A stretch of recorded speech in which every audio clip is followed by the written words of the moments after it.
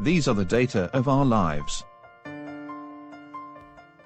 Your Tech Bundle is a fast-growing technology company that provides unique bundles of service to satisfy various customer demands. To be successful in our high-competitive industry, Your Tech Bundle needs to keep developing new, creative solutions that will retain their customers and attract new ones. Karina is the head of Human Operations, who joined Your Tech Bundle a year ago, with the goal to stimulate higher employee performance across all organizational levels and functions. She has learned that the social capital of employees is an important predictor of performance, and she is curious to experiment whether a company-initiated networking strategies can boost individual performance. Karina is working with Adrian, who is the business analyst of Your Tech Bundle.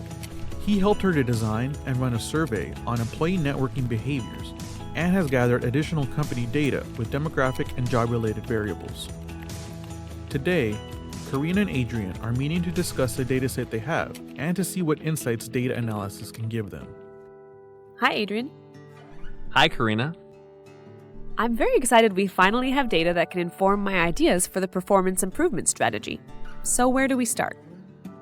I created a rich dataset with observations for 144 employees on 34 variables ranging from job level and education through social networking factors to online behaviors.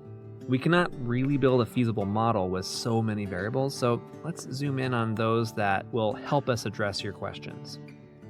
As you know, I want to understand what predicts individual job performance. Great, I just collected data on the last performance evaluations of our employees. I am specifically interested in whether their social networking affects their job performance. Right. I suggest we include in our analysis the two variables on networking intentions.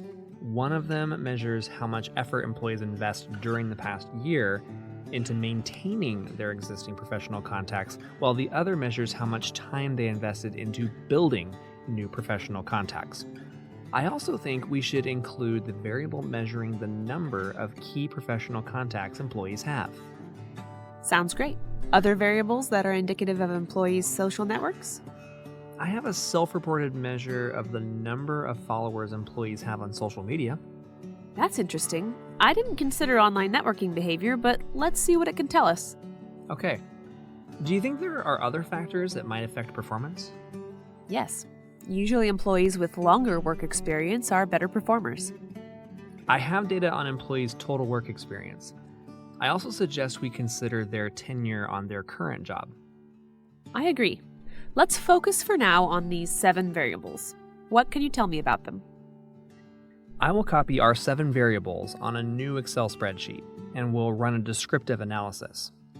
Well, here are some key descriptors of our variables. As we can see, the average in our sample is 3.32, but the median and mode suggest that the most common evaluation is 4. Therefore, we can conclude that there are more low performers assessed at 1, 2, or 3 than exceptional performers assessed at 5. We can also see that on average, employees invested equally in maintaining their current professional contacts and building new ones. However, maintaining seems to be a slightly more preferred strategy. Given that both variables are measured on a scale from 1 to 7, and they both have a range of 6, we can conclude that for both, we have employees investing no effort as well as employees investing maximum effort. However, both have comparatively small standard deviation, and thus the observations seem to be close to the means. Wow, it's really great to know that our employees still engage in traditional networking. As far as the number of key professional contacts, the average for the sample is 8, but the most common observation estimated by the mode is 1 contact only. The range of this variable is 20, which, together with the high standard deviation, indicates dispersion between 0 and 20. The average for the sample on followers is 3, which corresponds to 500 to 1,000 followers. But it seems we have quite a few employees with more, based on the median and mode. Not surprisingly, the work experience and job tenure of our sample employees is quite dispersed, which is seen in the large range values, in the differences between the central tendency measures, and in the high standard deviation. This is quite informative, Adrian. I'm really happy to see the high performance ratings of our employees, and I hope we figure out the factors that impact them.